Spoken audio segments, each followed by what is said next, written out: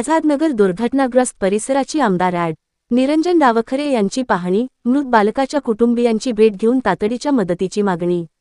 ठाणे. कोकण पदवीधर मतदारसंघाचे आमदार तथा भाजपा महाराष्ट्र प्रदेश सरचिटणीस ॲड. निरंजन डावखरे यांनी आज ठाण्यातील आझादनगर परिसरातील मद्रासी चाळ येथे काल घडलेल्या दुर्दैवी दुर्घटनेच्या पार्श्वभूमीवर घटनास्थळी भेट देऊन संपूर्ण परिस्थितीची पाहणी केली.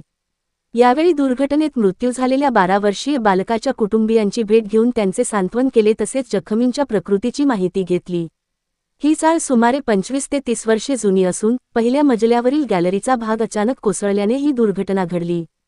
या दुर्घटनेत एका निष्पाप बालकाचा दुर्दैवी मृत्यू झाला असून 2 जण गंभीर जखमी झाले आहेत. या घटनेमुळे परिसरात शोककळा पसरली आहे. घटनास्थळी पाहणीदरम्यान आमदार ॲड. निरंजन डावखरे यांनी ठाणे महानगरपालिकेच्या सहाय्यक आयुक्त श्रीमती काळे यांच्याशी दूरध्वनीद्वारे सविस्तर चर्चा करून दुर्घटनेची संपूर्ण माहिती घेतली.